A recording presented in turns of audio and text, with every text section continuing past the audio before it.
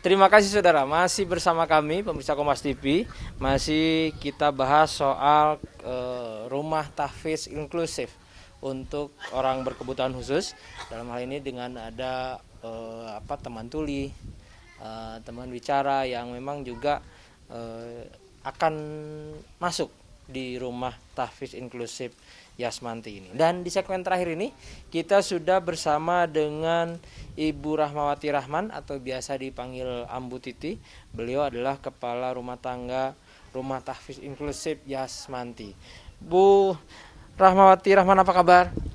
Baik, terima kasih. Kalau biasa dipanggil Ambu Titi nih ya. Ambu aja. Ambu aja, Bu. Ambu, kalau bicara tentang rumah tahfiz inklusif Yasmanti, katanya dari awal Ambu nih yang paling tahu. Jadi dari awal kenapa sih teman-teman Yasmanti ini bikin yang beginian? Ya, makasih. Jadi gini, kebetulan teman-teman alumni SMA 3 ini kan kalau dilihat potensi sangat besar potensinya. Mereka banyak peluang, banyak jejaring ya atau networkingnya luar biasa. Nah, sedangkan di lain pihak juga ada yang menuju memang kita tuh udah pada pensiun. Udah banyak yang ya purna bakti lah gitu kan. Ini 60 angkatan, 62 angkatan. Nah, itu berarti kan itu ada angkatan-angkatan yang memang mereka itu ya tinggal apalagi sih untuk kita sisa hidup ini gitu. Nah, sehingga akhirnya kita mempunyai pikir kenapa kita nggak berbuat sesuatu untuk masyarakat ya, khususnya Kota Bandung atau misalnya memang umumnya ya untuk Indonesia ini gitu ya apa. Nah, sehingga akhirnya kita bikin ya udah kita buat rumah tahfiz.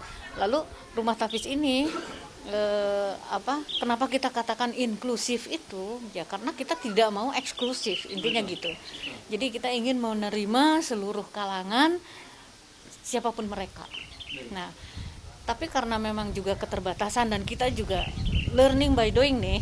Jadi kita juga sambil belajar. Jadi akhirnya kita memfokuskan dulu untuk teman-teman tuli, teman-teman netra dan juga kaum duafa sekitar sini dan juga khususnya juga alumni 3. Nah, alumni 3 yang memang mau belajar. Nah, jadi sehingga kita bedakan di sini. Jadi rumah tahfiz kita ini lain dari yang lain ini karena kita mulai dari karena ini adalah inklusif dan berbagai kalangan dan juga kemampuan, sehingga kita bagi misalnya yang belum bisa baca ya minimal jadi bisa baca. Yang belum mahir dalam artinya belum betul bacanya dan sebagainya gini-gini tapi jadi mahir. Nah, tapi berarti kan dia udah bisa ya tapi belum mahir. Dan yang belum hafal menjadi hafal. Artinya kalau begitu juga bukan hanya belajar dari nol tapi bisa bertahap ya? Bisa bertahap. Nah, jadi justru kan kalau rumah tahfiz sebetulnya penghafal intinya, menghafal Quran ya. Nah, tapi jadi sekarang akhirnya dengan conditioning ini ternyata kita melihat jadi berarti memang harus dibagi seperti itu. Karena kondisinya memang seperti itu. Nah, apalagi teman-teman tuli ya, mereka itu kurang sekali fasilitas untuk mereka. Nah, sehingga mungkin Kang tadi melihat ya bagaimana mereka berupaya untuk ingin jadi dan yang membuat kami makin semangat untuk menegakkan ini karena mereka selalu bilang bahwa kami boleh tuli, kami boleh tidak mendengar, tapi jangan sampai tulikan kami dengan Al-Quran. Nah, itu kan luar biasa. Buat kita nih yang maksudnya sangat umum dan kita mampu tapi kita juga kadang-kadang kan lupa seperti itu. Nah, ini justru dan dikolaborasikan dengan teman-teman umum justru kan biar mereka juga lihat. Tadi juga banyak yang nangis ya bahwa melihat begitu mereka dengan keterbatasan tapi mereka luar biasa bisa itikadnya ini dan ternyata memang banyak. Coba tadi kan lihat dari anak-anak kecil sampai anak-anak dewasa mereka belum hafal. Nah, jadi sehingga kita semangat untuk itu. Kebetulan networking SMA 3 bagus, sedangkan mereka fasilitasnya nggak ada. Mereka kemauannya tinggi tapi tidak ada fasilitas. kita membantu fasilitasnya, sehingga rumah tahfiz ini adalah rumah bersama dari mereka. Jadi rumah Quran Isyarah, rumah tuli Jatiwangi, mereka bisa di sini untuk sama-sama memakai ini fasilitas. Jadi mereka membutuhkan apa, kita akan menjadi corong mereka. Tapi kalau bicara internal di Yasmanti sendiri atau kemudian Ambu ini kan tahu betul lah di internal, kompak nggak sih mereka? Kompak banget, aduh tuh kompak banget tuh. Kompak banget ya? Kompak banget ya. Sekompak apa? Nah, sekompak ya ini kayak begini ya, sudah tua pun masih terus tuh, bayangin ini dari usia berapa. Dari mereka itu tetap bahwa di usia-usia terakhir ini, bahwa di usia-usia senja ini harus masih berbuat sesuatu, dan mereka tuh turun ke sini, turun gunung semua untuk ini untuk mewujudkan, mencerdaskan nih, minimal adalah membaca Al-Quran itu mereka bisa. Baik, terakhir Ambu harapannya seperti apa?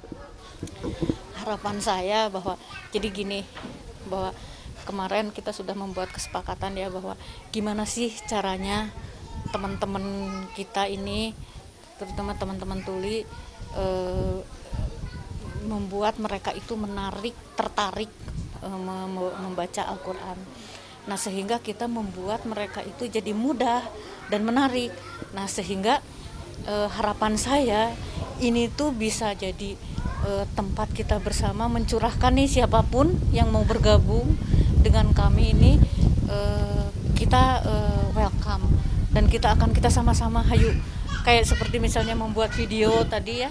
Nah, sehingga itu siar kita untuk seluruh Indonesia, nggak seluruh kita kota Bandung aja, gitu bisa dipakai untuk seluruh ini, karena video itu memudahkan dan agar mereka tertarik gitu untuk belajar gitu. Jadi jangan sampai kesannya kalau belajar itu harus di dalam ruangan, harus duduk di meja cantik dan sebagainya. Nah, kalau ini dengan dengar video, mereka bisa lihat sambil lihat alam, dia bisa baca, bisa belajar gitu. Baik, terima kasih Ambu atas waktunya. Mudah-mudahan informasi ini bermanfaat. Saudara, itu tadi perbincangan kami tentang bagaimana Al-Quran juga bisa dinikmati, juga kemudian bisa menjadi ladang ibadah untuk teman tuli dan tunanetra kita yang memang akan ditampung di rumah tahfiz inklusif Yasmanti.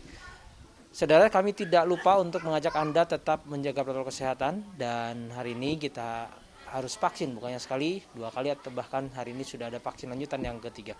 Dan mudah-mudahan di sela-sela informasi ini Anda tetap sehat dan selamat beraktivitas.